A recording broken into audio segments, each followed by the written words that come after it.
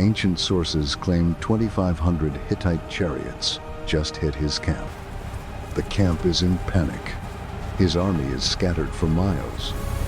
And a 25-year-old pharaoh has seconds to decide what he becomes. This is Kadesh.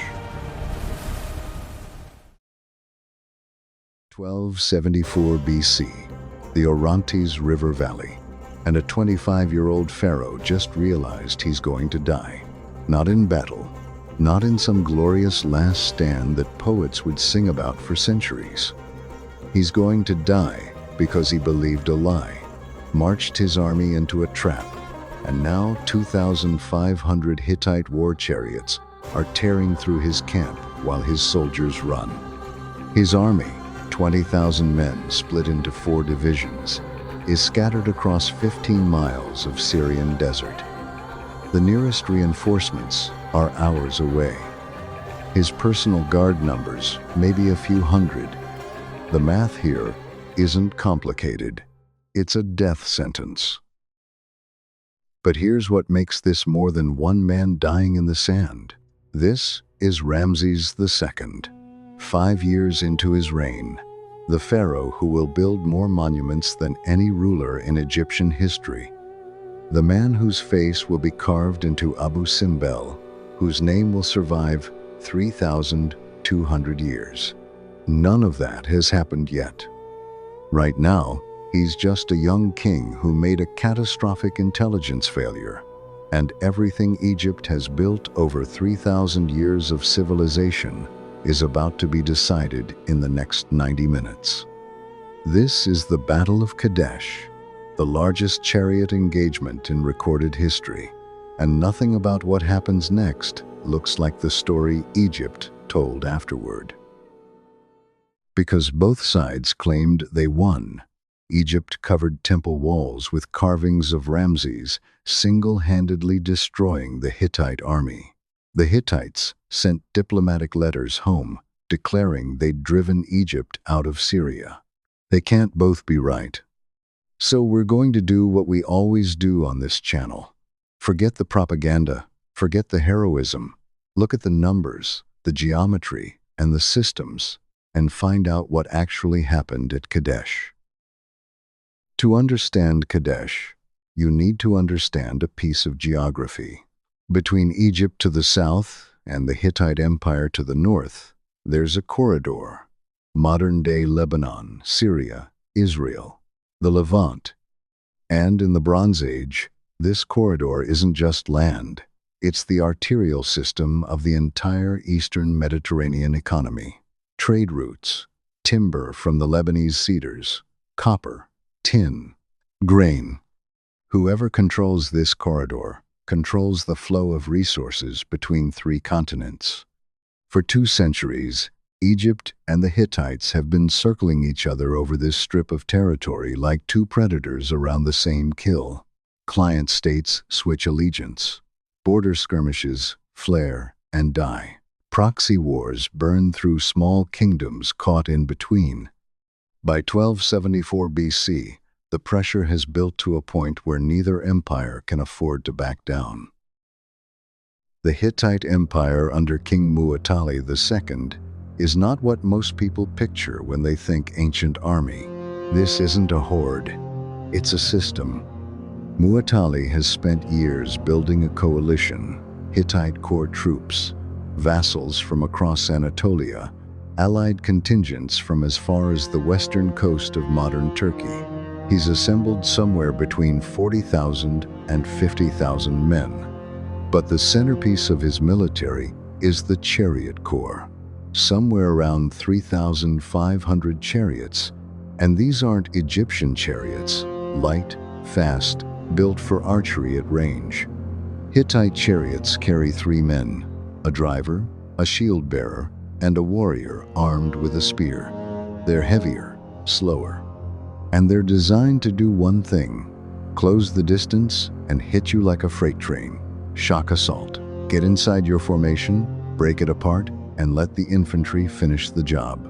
This is a military system built for one decisive, overwhelming strike.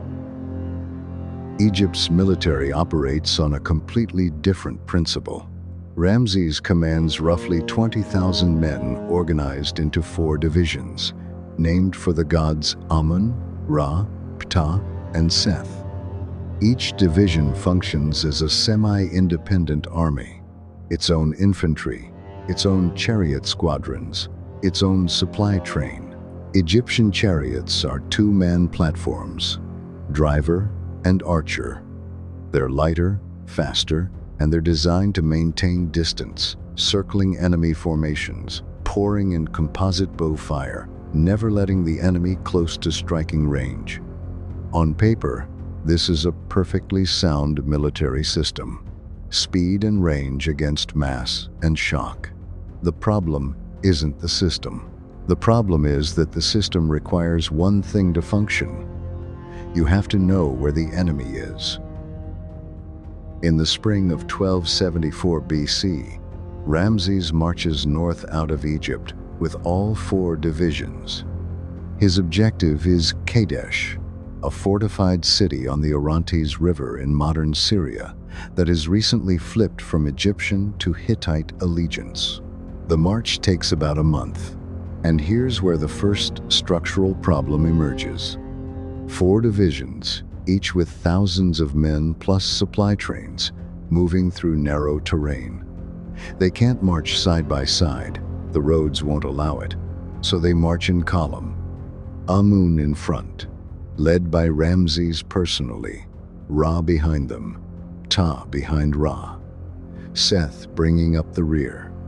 By the time they approach Kadesh, the 4 divisions are spread across roughly 15 miles. The gap between Amun at the front and Seth at the back represents hours of marching time. This isn't a tactical choice, it's a logistical reality, but it means that at any given moment, each division is functionally alone. And now we reach the moment that almost ended Egypt. As Ramses approaches Kadesh with the division of Amun, his scouts capture 2 Bedouin nomads, Shasu tribesmen. Under interrogation, they tell Ramses exactly what he wants to hear. The Hittite army, they say, is far to the north, near Aleppo, over 100 miles away. Muwatalli is afraid to fight and is staying well clear of the Egyptian advance. Ramses believes them. He doesn't verify with additional scouting. He doesn't send riders to probe the terrain around Kadesh. He hears that his enemy is afraid, and he accepts it because it confirms what a 25-year-old king marching at the head of the greatest army in the world wants to believe. The 2 Shasu are Hittite plants. Muwatalli sent them. The entire Hittite army, all 40,000 to 50,000 men, all 3,500 chariots, is not near Aleppo. It's behind the city of Kadesh, less than 2 miles from where Ramses is setting up camp. Muwatalli has hidden his entire force on the eastern bank of the Orontes, using the city itself as a visual screen. From Ramses' position northwest of Kadesh, you simply cannot see what's on the other side. This is not a battle that's about to happen. This is a trap that's already been sprung. Ramses just doesn't know it yet. Ramses finds out the truth in the worst possible way. His soldiers capture 2 actual Hittite scouts, not plants, real scouts, who were observing the Egyptian camp, under what Egyptian records politely describe as interrogation. They break. The Hittite army is right there, behind Kadesh, already in battle formation, already moving. In the time it takes Ramses to process this information, to send emergency messengers racing south to the division of Ra, telling them to close up immediately, it's already too late. The geometry of this disaster is now locked in. Ramses and the division of Amun are camped northwest of Kadesh, with no defenses prepared. The division of Ra is marching toward them, still in road column, completely unaware. Ptah and Seth are hours behind. Muwatalli has the entire Hittite army coiled 2 miles away, pointed directly at the gap between Amun and Ra. He's about to drive 2,500 chariots through it. The Hittite chariot corps crosses the Orontes south of Kadesh and hits the division of Ra while it's still in marching column. Think about what that means. These men aren't in battle formation. They're walking. Their shields are on the supply carts. Their officers are riding, not commanding. They're in a line that maximizes movement speed and minimizes combat readiness. And 2,500 heavy chariots just slammed into them from the east at full gallop. The division of Ra doesn't break. Breaking implies there was a formation to break. They simply come apart. Hittite 3-man chariots plow through the marching column. Spearmen driving into clusters of men who can't organize a defense because they were never in a defensive posture. The Egyptian soldiers who aren't killed in the first minutes do the only rational thing. They run. And they run north, toward the only other Egyptian force they know about, toward Ramses' camp. This is the second-order disaster. The survivors of the division of Ra don't just fail to fight. They carry the chaos directly into the division of Amun like a shockwave. The division of Amun was not ready for this. They were setting up camp, unhitching chariot horses, organizing supply stores, and suddenly thousands of panicked, wounded men come streaming in from the south with Hittite chariots right behind them. The camp dissolves, soldiers scatter. Unit cohesion, the thing that makes 5,000 men an army instead of a crowd, vanishes in minutes. Egyptian records describe what happens next as Ramses personally rallying his forces through individual courage, carving through the Hittites, alone on his chariot, a one-man army. We're going to look at what actually saved him, and it wasn't heroism. Here's what the propaganda leaves out. When the Hittite chariot corps smashed through the division of Ra and rolled into Ramses' camp, they achieved a spectacular tactical success. Total surprise, complete disruption of 2 Egyptian divisions. And then they made the mistake that saved Ramses' life. They stopped to loot. The Egyptian camp was rich. Gold, weapons, food, luxury goods that a pharaoh travels with. And the Hittite chariot crews, who had just executed a perfect ambush at high speed over rough terrain, did what soldiers throughout history have done when they overrun an enemy camp. They got off their chariots. They started grabbing things. This isn't a moral failing. It's a systemic one. Muwatalli's battle plan was built around one massive shock assault. Charge, break the enemy, win. What it didn't account for was what happens after the charge succeeds. There was no second phase, no orders for exploitation, no reserve force waiting to press the advantage while the first wave reorganized. The Hittite military system was designed to deliver one hammer blow. It delivered it perfectly, and then it had nothing left. What Ramses has, in this moment, is a window. The Hittite chariots are scattered across his camp, dismounted, disorganized, laden with stolen goods. Their horses are blown from the river crossing and the charge. Their formation, the thing that made them lethal, is gone. They're individuals now, not a system. Ramses still has his personal household guard, elite troops whose job is specifically to protect the pharaoh, maybe a few hundred men. And he still has chariots that are hitched and ready because the royal compound was at the center of camp, the last area the Hittites reached. Did Ramses personally lead a countercharge? Probably. Egyptian pharaohs rode at the front. That was the job. But framing this as one man's courage misses the actual mechanism.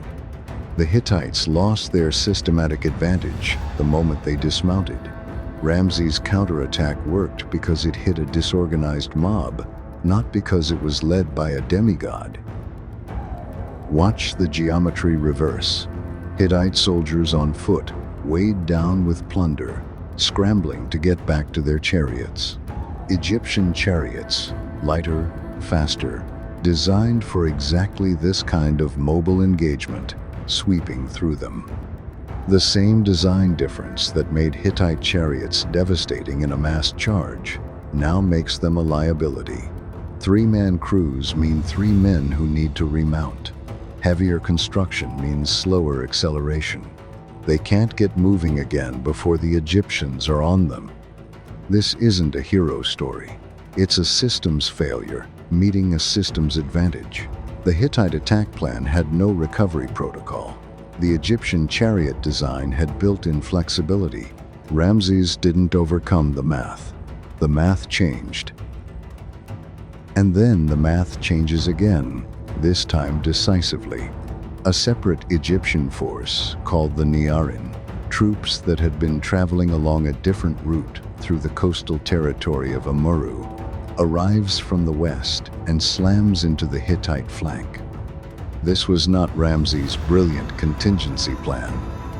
The Nearin were on a predetermined march route that happened to bring them to Kadesh at roughly this moment. But their timing converts a desperate survival situation into something that looks like a coordinated pincer. Now look at the map. Ramses' household guard and whatever elements of Amun he's rallied are pushing from the camp area. The Nearin are hitting from the west. The Hittite chariot force, still largely dismounted, still disorganized, is being compressed between 2 forces and the Orontes River. The river that was their avenue of attack is now at their backs. Hittite chariots start going into the river, not crossing it in good order like they did hours earlier, fleeing into it. Heavy, 3-man chariots with bronze and iron fittings don't float well. The Orontes has a current. Horses panic. Men in armor drown. Egyptian accounts describe this scene with obvious satisfaction. Hittite records don't mention it at all. Here's the part that changes the entire meaning of this battle. Muwatalli still has his infantry. 8,000 Hittite foot soldiers who never crossed the river. They've been watching the entire disaster unfold from the eastern bank. He doesn't commit them. Military historians have debated this decision for decades. Why didn't Muwatalli send his infantry across to finish the job? The most likely answer is the same systems thinking we've been tracking all day. His chariot force, his primary offensive weapon, just got mauled. Sending infantry across a river against an enemy that still has operational chariots means his foot soldiers would be hit while crossing, in the water, by the one weapons platform they can't outrun. Muwatalli made a calculated decision. His ambush had succeeded tactically, but failed to destroy the Egyptian army. Throwing his infantry into a river crossing wouldn't recover the victory. It would risk losing his entire remaining force. He chose to preserve his army. That decision will matter enormously 15 years from now. By late afternoon, the division of Pentaur finally arrives from the south. They'd been hours behind all day, and by the time they reach the battlefield, the critical fighting is largely over. The division of Seth, the rearguard, never arrives at all during the battle. So here's the final accounting of what actually happened at Kadesh. Ramses committed 2 of his 4 divisions. One of them, Ra, was effectively destroyed as a fighting force. The other, Amun, was disrupted and only partially recovered. The Nearin and his household guard did the actual fighting that stabilized the situation. The Hittites committed their chariot corps, achieved total surprise, then lost cohesion and got pushed back across the river. Neither side destroyed the other. Neither side achieved their strategic objective. When night falls on the Orontes Valley, both armies are still in the field. Ramses holds the western bank, Muwatalli holds the eastern bank and the city of Kadesh itself. The ground between them is covered in dead men, dead horses, and the wreckage of several hundred chariots. Ramses does not take Kadesh. He never will. What Ramses does instead is something arguably more impressive than winning the battle. He goes home and rewrites history. The Battle of Kadesh becomes the most documented military event in the ancient world, not because it was a decisive victory, but because Ramses commissioned the most aggressive propaganda campaign any pharaoh had ever undertaken. Temple walls across Egypt are covered with the poem of Pentaur and the Bulletin, two official accounts that describe Kadesh as a triumph of divine intervention and personal courage. In these accounts, Ramses single-handedly defeats the Hittite army while his cowardly troops flee. The god Amun personally guides his arrows. He is more than a king, he is a force of nature. But here's the thing about propaganda. It's most useful when you read it as a confession. Why would a pharaoh who actually won a decisive victory need to commission the largest propaganda campaign in Egyptian history? Why cover every major temple with your version of events, unless you're worried about a competing version? Ramses invested more resources into telling people he won at Kadesh than he invested in the battle itself. That tells you everything about how the battle actually went. The Hittite account is harder to reconstruct. Clay tablets survive differently than temple walls, but what we have tells a completely different story. From the Hittite perspective, Kadesh was a defensive success. They stopped the Egyptian advance into Syria. They held the city. They forced Ramses to withdraw. In letters to other Bronze Age powers, Muwatalli presents himself as the victor. And honestly, by the only metric that matters in grand strategy, who controls the contested territory after the battle, he's closer to right. Ramses retreated south. Kadesh remained under Hittite control. Egypt's client states in Syria continued to drift toward the Hittite sphere. So who won the Battle of Kadesh? Neither side achieved a knockout. Ramses didn't take Kadesh. Muwatalli didn't destroy the Egyptian army. Both sides took heavy casualties they couldn't easily replace. Both sides went home and told their people they won. The real answer is that Kadesh revealed something both empires already suspected, but neither wanted to admit. They were evenly matched. And when two superpowers are evenly matched, the math of war stops working for both of them. Every future battle would look roughly like this one. Enormous expense, heavy losses, no decisive result. The cost-benefit ratio of continued war had permanently broken. It just took both empires 15 years to accept it. For 15 years after Kadesh, Egypt and the Hittites continue fighting. Border raids, proxy wars, sieges of small cities that change hands and change back. Neither side gains meaningful ground. Both sides spend enormous resources. The Levantine Corridor, the territory they're fighting over, is being destroyed by the very war that's supposed to control it. Trade routes disrupted, cities burned. Client states playing both sides because neither empire can guarantee protection. This is what a military stalemate looks like when neither power will admit the math has stopped favoring them. And then the strategic landscape shifts. Assyria is rising in Mesopotamia, a new military power pressing westward toward Hittite territory. And from the Mediterranean, there are early signs of the population movements that will eventually become the Sea Peoples crisis, the Bronze Age's version of systemic collapse. Suddenly, Egypt and the Hittites aren't just fighting each other. They're both facing existential threats from other directions. The resources they're burning on their mutual war are resources they desperately need elsewhere. In 1267 BC, Muwatalli dies. After a succession crisis, his brother Hattusili III takes the Hittite throne. Hattusili is a pragmatist. He's watched the Egyptian war drain Hittite resources for over a decade. He's staring at the Assyrian threat on his eastern border, and he makes a calculation that changes the ancient world. Continued war with Egypt costs more than peace. The math is clear. It's been clear since Kadesh. It's time someone acted on it. In approximately 1259 BC, Egypt and the Hittite Empire sign what we now call the Treaty of Kadesh. It is the oldest known peace treaty between two major powers in human history.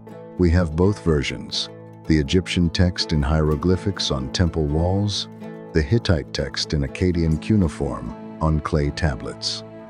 A copy hangs in the United Nations headquarters in New York. The Treaty of Kadesh isn't a simple ceasefire, it's a system. Mutual non-aggression, neither empire will attack the other. A defensive alliance, if a third party attacks either empire, the other is obligated to provide military assistance. Extradition agreements. Border definitions. Provisions for the treatment of refugees. Read that list again. Non-aggression, mutual defense, extradition, borders, refugee policy. This isn't two ancient kingdoms agreeing to stop hitting each other. This is a framework for managing an international order. These are the building blocks of every major treaty system that will follow for the next 3,000 years. 13 years after the treaty, Ramses marries a Hittite princess, a daughter of Hattusili. It's a diplomatic marriage designed to cement the alliance. Egyptian records describe it as a great celebration. Hittite records confirm it happened. Two empires that had been bleeding each other for decades chose a wedding over a battle. For the remaining decades of Ramses' 67-year reign, the peace holds. Trade through the Levantine Corridor resumes. Both empires redirect military resources toward their actual existential threats. The Egyptian-Hittite peace is one of the most successful diplomatic arrangements in ancient history. It lasted until the Hittite Empire collapsed during the Bronze Age collapse around 1180 BC, and that collapse had nothing to do with Egypt. So what is the Battle of Kadesh actually about? It's not about a pharaoh's bravery. It's not about a clever ambush. It's not about chariots or river crossings or military genius. Ramses' intelligence failure at Kadesh isn't a story about one young king being naive. It's a case study in confirmation bias at institutional scale. Egypt's entire military apparatus, scouts, advisors, generals, accepted unverified intelligence because it confirmed what their strategic assumptions predicted. The Hittites exploited that, not with superior force, but with 2 men and a lie. The Egyptian army's column formation wasn't a mistake, it was a constraint. You can't move 20,000 men through narrow terrain any other way. But Ramses never accounted for the vulnerability that formation created. Every army that has ever existed faces this problem. The formation that moves fastest is the formation that fights worst. Kadesh is what happens when an enemy exploits that gap between march configuration and combat configuration. The chariot comparison tells the deeper story. Hittite chariots were optimized for one scenario, the massed shock charge, and they were devastatingly effective at it. The division of Ra was annihilated in minutes. But optimization is specialization, and specialization means fragility. The moment the Hittite chariots stepped outside their design scenario, when crews dismounted, when formation broke, when they needed to remount under pressure, their advantage evaporated. Egyptian chariots were less powerful in any single engagement, but they were flexible. They could harass, pursue, regroup, and adapt. When the battle became chaotic and formless, the flexible system outperformed the optimized one. This is a principle that shows up in every era of military history. The force optimized for one perfect scenario will beat the flexible force in that scenario. But wars aren't one scenario. Wars are 1,000 scenarios in sequence, and the flexible system survives more of them. The Hittite decision to loot the Egyptian camp is the fulcrum of the entire battle. But calling it a decision implies someone chose it. More likely, there was no decision at all. Muwatalli's battle plan covered the charge. It didn't cover what comes after the charge succeeds. When soldiers encounter an unguarded enemy camp full of wealth, and they have no orders for the next phase, they will loot it. That's not human weakness. That's the absence of a system. Compare this to what happens when modern militaries train for exploitation after breakthrough. The difference isn't better soldiers. It's better doctrine. It's a system that accounts for what happens after the first objective is achieved. Muwatalli built a machine that could deliver a perfect first strike. He didn't build a machine that could deliver a second one. But the biggest lesson from Kadesh isn't on the battlefield at all. It's that after decades of war, two empires looked at the math and realized something that most civilizations in history never accept. Military force had reached the limit of what it could achieve. Every battle would be another Kadesh. Enormous investment, heavy losses, no decisive result. The cost curve of war had permanently crossed the benefit curve of victory. The Treaty of Kadesh isn't a sign of weakness. It's the most sophisticated strategic calculation of the Bronze Age. Two empires recognized that the system of war had broken, and they replaced it with a system of peace, one sophisticated enough to manage borders, trade, refugees, and mutual defense.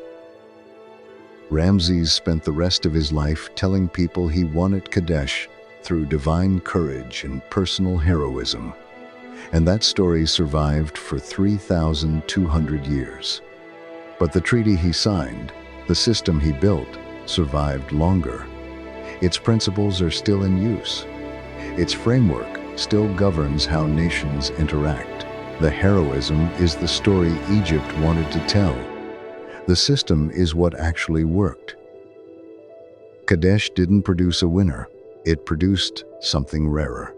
Two empires that realized the math of war had stopped working and chose to build something that the math supported instead.